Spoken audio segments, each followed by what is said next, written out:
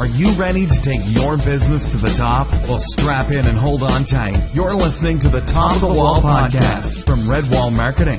Business and marketing strategies to lift you above the competition and over the wall of mediocrity. Now, here's your host, J.R. Griggs. Hey, it's JR here, and in this episode, we're talking about a customer avatar, what it is for your business, why it's so important, and how to build one, how to find it. And this podcast is about a day and a half late, unfortunately. Up in Canada, and travel arrangements and just all the different things that are on the schedule prevented me from getting this out there yesterday. But I did find some time today to do it. And this is an important topic that really every business owner should have an understanding of, regardless of what your business is. This is something that you'll want to apply to your business. You've heard me talk in the past about knowing your customer, knowing your market, knowing your ideal target customer. And so we're going to dig deep into that today, and we're also going to talk about the idea of the customer avatar, which actually takes knowing your customers even further. So we'll start off with some basics about knowing your customer and the importance of it, and then we'll move into exactly what the avatar is and why that is such an important item for you to define in your business. So in the previous episodes, or if you've ever read anything from me or on the website, you'll notice that I'm constantly emphasizing how important it is to know your customer. And the reason for that is that the more you know about your customer, the easier it is to find out where to advertise to them, what media will reach them, what message is going to resonate with them. There's just so much you can change and fine tune in your business if you really know who your customer is. And that's something that I find that just a lot of business owners don't know, and it's so critical to have that understanding. I'll ask clients or other business owners, say, who's your customer? Who's your ideal customer? What do they like? What are their interests? Are they married? Are they divorced? Do they have kids? How old are they? Are they going to school? What kind of job do they have? What kind of lifestyle? Do they like sports? What sport team do they tend to like? All that info is pretty important to your business, because again, if I know who my customer is and what their income is, I know maybe what kind of area to advertise to, because that's, I can find the median income.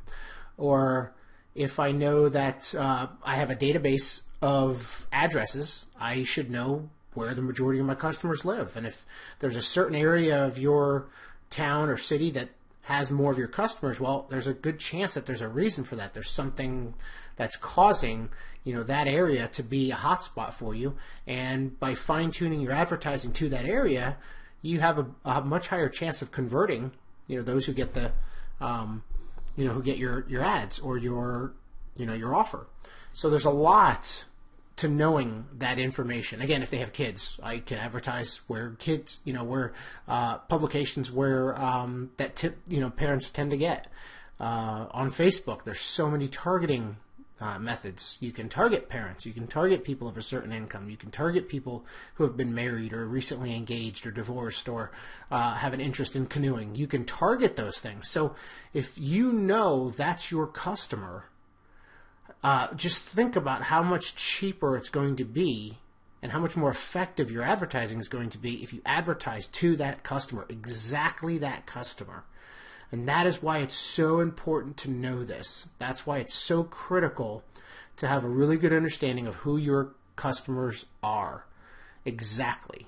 Okay? And customer avatar is something that some people will use. Some people don't go this far. But when you hear customer avatar, this should be taken almost to the extreme of knowing your customer. Customer avatar is, like the word avatar means that, an avatar is like an icon of something. It's not the actual thing, but it could be something that represents. You have avatars on social media sometimes and commenting where it might be an image that represents you. So it's something that represents your ideal customer. In the movie Avatar, they were, neurologically connected to these, I don't think they were robots. They were these, beings that they could control with their brain, but the being represented you. It was, so if you were controlling it, it was this thing represented you. Well, in a customer avatar, we're defining an actual person that represents our perfect customer. But to the highest extreme, in a sense of a really good customer avatar is where you can have a printout of the person's face. You can find, if your ideal customer is a 34-year-old woman who moderate makeup and is living the active lifestyle and has kids, you could find a photo of a woman that looks just like how you would envision that person looking, or what the average customer looks like. You can give her a name, just like your average, customer. Take the average names and find out the one that's most common. Look at the last names. Which one's most common? The age, the marital status, the family status, the location, the dress style, makeup, whatever you want. You can put that into an actual sheet of paper with their name, their description, who they are, what they do. You could even write a story about them. Customer avatar is Christine Thompson, and Christine is 34 years old, and she's juggling a job, a part-time college. She's got 3 kids. Her husband works in this industry. She drives a minivan. She's got a 2-car garage. She's active, but she can barely squeeze in the time to get to the gym. Her day begins at 6 a.m. and ends at about midnight. You can write all this down into a sheet of paper, and when you do it in the method of a customer avatar, you can see how personal that gets. Look how personal that is. This is my customer. She's stressed out, by the end of the day. She's running around. She's barely got any time. She's back and forth. She's carpooling. She's trying to squeeze in a workout when she can. She's, when she gets off of work, she's heading to college for a class 3 times a week. Those are things that you can intimately know about your market. So as you can see, it takes it even further. It's a further step than just, knowing income, marital status, or whatever. It's knowing their personal fears and wants and desires and how they live their life. That's a great customer avatar. That right there pinpoints your customer. And if you have that, that in-depth of a idea, think about the marketing that you can do. Think about the message you can deliver. How much more effective do you think your message of selling maybe a quick coffee drink that you can make at home would be if you knew that your ideal customer, Christine, was constantly on the go, and if she had something she could just add water to, for instance, I don't know, she could just heat up some water, pop this in there, it's already in a to-go cup, you're out in the car, you're dropping the kids off, but you've got your coffee with you. How much more specific could your ad be? Or if you were trying to offer a gym membership that allowed easy, quick access to busy moms, how much more effective could your message be if you knew that much about your customer, your ideal target person? Now, think about this, not just who you think you need to target. Okay, that's more in startup phase. That's in when you're starting a business, sure, you can go define who you want to target. But if you're already running a business, don't look at this as defining who you think you need to target. Take your current customer base. That's going to tell you who you should be targeting. Okay, this isn't time, if you're running a business already, it's not a time to go make up who you think you need to target. What you really want to do is look at your current customer base, and we'll discuss that in a little bit here as we look at how to build the customer avatar. But you want to look at your current customer base. So as a review here, the benefits of knowing your customers are that you can define more accurately where they are, how to reach them, what magazines they might be reading, what TV shows they might be watching, or if at all any TV shows. Maybe they're on, they listen to talk radio more. So, that may be defined. You can change your message based on knowing this information, knowing that they're busy, or they enjoy their free time or relaxation, or they like to take vacations overseas. Knowing these things will help you define the message. But it also helps you change your business. Okay, if you know that your customer has certain tendencies, certain desires, certain things they want from their business, you can define the business. You can design the business rather around those that info. So Ray Kroc, I've mentioned this before, knew that if he had clean bathrooms, he was going to succeed. And that was a big deal because he knew his target market was the moms. He knew that he had to sell the moms on getting into that restaurant. And the cleaner the bathrooms were, the more likely it was that moms were going to be okay with going into a McDonald's to use the restrooms, and then the kids would want some food. And interestingly, just today, we're up here in Canada. I was walking down in downtown Ottawa with my brother-in-law, and he made mention of, I don't know, is that random? I don't know why he said it. We were walking and we saw there's a McDonald's down there, and he just mentioned, he said, hey, McDonald's is good for their bathrooms, by the way. Like as if, I'm assuming what he was saying was if anybody had to go to the bathroom, McDonald's is going to be the best place. It's clean. And that was just another key indicator right there, that people know that. And if it's a clean bathroom and it's a good bathroom to go use, now sure, some people are going to go in there and just use the bathroom. But heck, why wouldn't I buy a coffee while I'm there if I'm looking for coffee, or get a drink, or whatever, get a snack? That's going to happen. And McDonald's has built their business partly on that, having clean bathrooms and attracting that market. Okay, there's certain gas stations here's another good example here. Love's and Pilot travel centers, specifically Love's. We found Love's to be more, but whenever we travel on the road and we know we need to get off, we tend to try to find a Love's or a Pilot, because we know that they're building their reputation on having, a clean, very handy, if you will, travel center that's got everything you're going to need. It's going to have food. It's going to have some supplies. It's got showers if you're driving overnight, want a quick shower to wake you up. It's got those things, and so we tend to go there. So they know their market. They know that's what their market's looking for. Moms traveling on the road with their kids do not want to use dirty bathrooms, so they make sure their bathrooms are clean. They make sure their centers are well stocked with everything that you would need on the road. They know their customer. And you'll notice that Love's and Pilot have, two sides to them. There's a trucker side. It's got all the stuff the truckers need, and then there's kind of the family side, I guess you could say, or the basic consumer, the car traveler, where it's got all the things that they would need.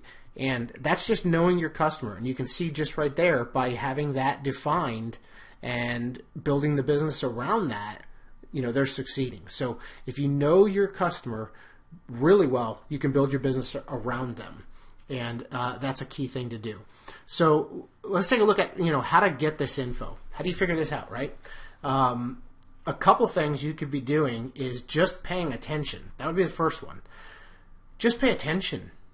Just sit and look at your business and see what's happening. There is a story I heard. I do not remember who I heard it from. I've referenced this story a lot, so I should probably go find out where I heard this from. But I had heard a story of a owner of a wine store who had he wanted to figure out who his ideal customer was and really figure out where he should be sending his advertising. And so I believe what he did was he sat out in the parking lot and he just kind of watched. And what he was actually, believe it or not, specifically looking for was, I believe in this case, he wanted to see what kind of cars they were driving. So he wrote down the make, model, and color of all the cars that were coming into his parking lot. And what he discovered was that there was a high amount of a certain brand of car. And so he was able to use that information for his advertising campaign. He was able to advertise to those customers based on their car, based on the dealership. He could do deals with the dealership because he noticed that maybe, let's say, Mercedes was the number one car that was in his parking lot. He knew that he then knows that he can do something with a Mercedes dealer, or some kind of joint venture, or any magazine that deals specifically with Mercedes in the area. So he could work with any local car clubs that are specifically for Mercedes in the area. So there was a lot of benefit, a lot of value to knowing that his customers drove a certain type of car. And that's just one example of how you can do that. You could do that on the inside of your store. Find out how many, if you don't have a database where you've got this info, you could certainly sit in your store one day and find out how many people are coming in here. What are they? Is it mostly women with their kids? Is it men after work? Is it, women after work? Are they in suits? Are they in, running gear when they come in? Do they tend to stop in right after a workout? How many people come in, that are dressed professional, business class? Are they dressed casual? You can start writing those things down and get a really good idea. And it will take some time. I promise you this. If you're going to do a customer avatar and you're going to get right down to the specifics, it's going to take some time. You could send surveys out to your customers. You could send out something that says, hey, we'd love to get to know you a little bit better if you would. Could you fill out this information? You're going to be entered in for a drawing for, X, Y, or Z, whatever. Questions like, median income, or we're, married, single, there's all kinds of, I've filled out that question plenty of times on different cards for different companies. And that's what that information's for. They're building, anytime you filled that out, they're building a customer avatar. They're trying to discover who you are so they can market better to you. That's the whole reason you're answering those questions. Anytime you've seen that in a drawing of some sort, or in a customer survey that you're getting in the mail, or a phone call that you're getting from a company you're doing business with, it's exactly what they're doing. They're building that customer avatar. They're learning who are our customers, who are the best customers even. And that's why they're doing it. So they can alter their advertising, they can alter their offerings based on that. So again, we've got the general idea of it. So in general, you need to know your customer. Even if you don't go as far as building a customer avatar, you need to know who your customers are. What are their wants, their desires? What kind of cars do they drive? Are they night owls, early birds? Do they have kids? Are they married? How often do they get sick, if you will? Do they travel a lot? Were they born and raised in your location? What's their favorite activities for leisure? Are they movie watchers? Are they sports fanatics? Are they athletes? Are they gym goers? What can you find about your current customers, okay? And then if you want to take it a little further, turn that into an actual customer avatar and literally find a picture that represents your perfect customer, okay? Your best customer. Find a picture that represents them and give them a name, give them a location, give them a hobby. Are they, family? What are they, married, kids, whatever?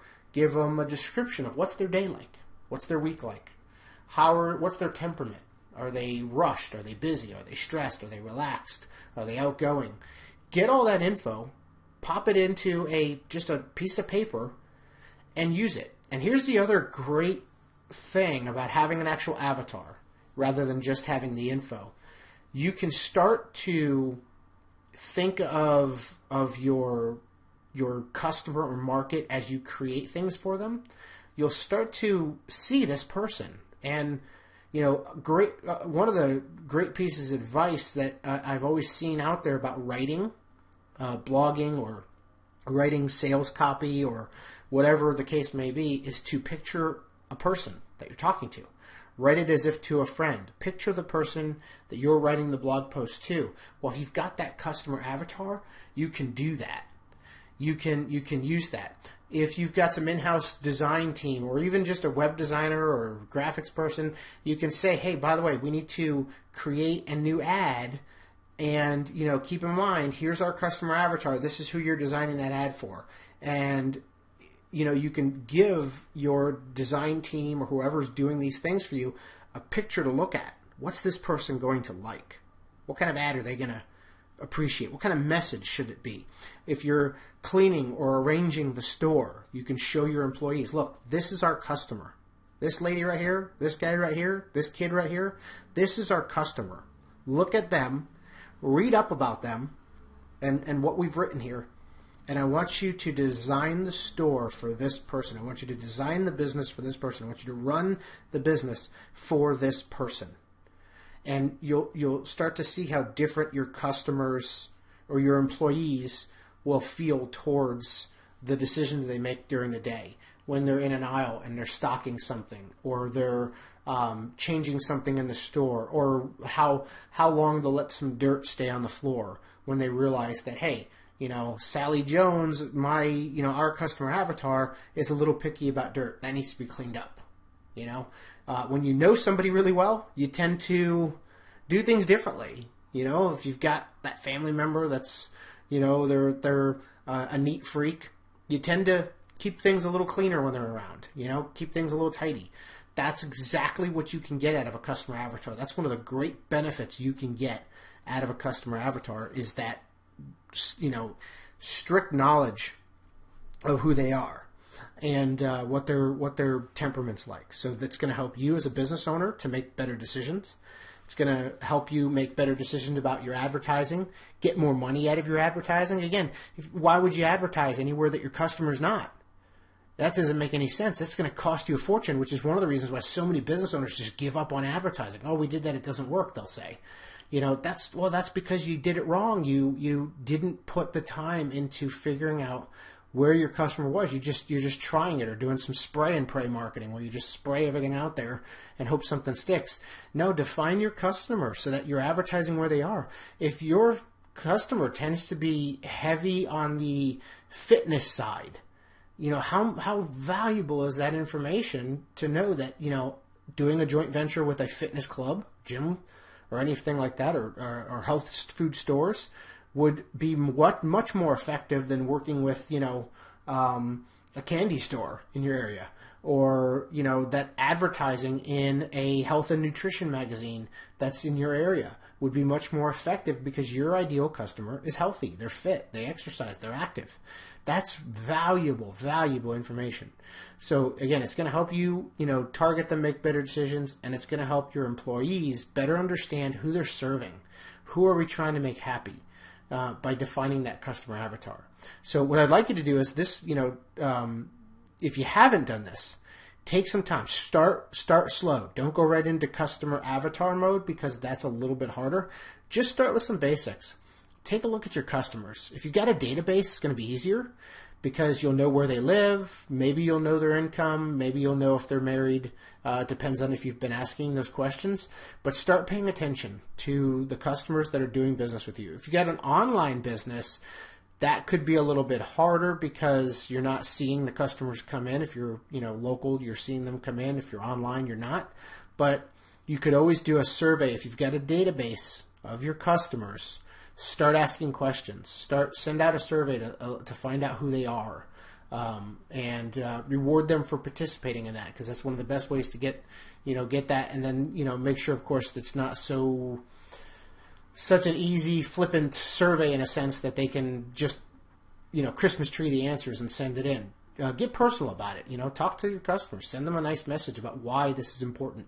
And you want to make sure that the company is designed around them, and that you're offering the best you can for them. And by filling out this information, they're going to help you do that. So that's another great way to get the info. If you're local, just pay attention. Just sit in your business. Pay attention. Watch who's coming in the door.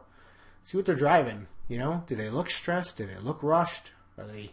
what are they wearing? Are there kids with them? Find that info out, and then start to make changes based on that information. Start to, look at where you're advertising and see if you can do a better job. Start to look at how your store is designed and see if you can do, a better job of designing your store. And here's one advantage as we wrap this up, or one disadvantage that you're going to have, and you have to really understand, is that it's very rare that you as a business owner are your ideal customer. So do not build a business around yourself, which is a very common mistake. you are probably not going to be your ideal customer. So that's important to understand. Even if you're passionate about your product, you're passionate about your service, it doesn't mean that you're your ideal customer. For instance, if you're a plumber, you've been doing plumbing your whole life and you start a plumbing business, you may not be dealing, and I'm just gonna say, most plumbers are gonna be guys. And what is the stereotype? It's the plumber with his butt crack hanging out, right? Dirty plumber. That's unfortunately the stereotype you have. But who's your customer? It's typically going to be the moms who might be calling you out to come fix a place. It's just the way it works. It's just typically going to be your customer. Even if it's husband and wife are home, who's going to be the one that complains when one of your techs walks in with his dirty boots? Who do you think's going to freak out when you're leaving stains on the carpet? It's not, your customer's not some guy who is okay with your guys walking all over the house with their boots on. So think about that. Think about how you could change the way, your techs are doing business based on knowing that, hey, the lady of the house is not going to like you walking on her carpet. My wife can't stand that. I tell you right now, she cringes when people come over and walk on the carpet. I'm not allowed to walk on my carpet with my shoes on. That doesn't happen. It's funny to see the kids when they forget something and they've already got their shoes on. They do the knee walk where they got their feet up and they're walking on their knees to go get whatever they got to get because they know they're not allowed to walk on the carpet. I can't walk into people's homes without feeling weird about walking on their carpet. But if we hire somebody to come over, I don't think we've ever had somebody actually take their shoes off or put on one of those little booties on their shoe to protect the carpet. So that's something to consider. Think about your customer. Think about your target. What are their concerns? And if it's you walking on their carpet, you can address that. And guess what? You're going to be that much more likely to have a repeat call for other service because they're going to be so excited about the way they treated your home because you took the time to know that that's what they cared about. So start discovering a little bit about your customers, even if you got to sit outside in the parking lot, watch the cars, watch them come in, talk to them, shake some hands, say hi, get to know your market. It can't hurt. I promise you, it can't hurt. Just do this exercise for a week and you'll be surprised when you find out more about your customer, how much you'll enjoy more serving them and helping them, and how much it's going to help your business grow. So again, we'll see you on the next episode. Hopefully you're able to use this one, and if you got any questions about building a customer avatar or defining your market or how to use it, you can always email us over at redwallmarketing.com or do a search on the site. You'll find other tips and resources. So anytime there's a topic that you need to learn a little bit more about, if we've got more on the website, just head over, go into the search bar and do a search for, you could search for customer avatar or customer and see if there's other blog posts or products or information that might help you with that. So I hope you enjoyed it, and I'll see you on the next episode, and hopefully it's on time. I'll still be up here in Canada till sometime another few weeks. So try to keep next week's and beyond on time as usual. So see you on the next episode. Thanks for listening to the Top of the Wall podcast. If you enjoyed this episode, please leave us a review and subscribe to the channel so you don't miss any of the great episodes coming up for you. For more resources and tools to take your business to the top, visit redwallmarketing.com.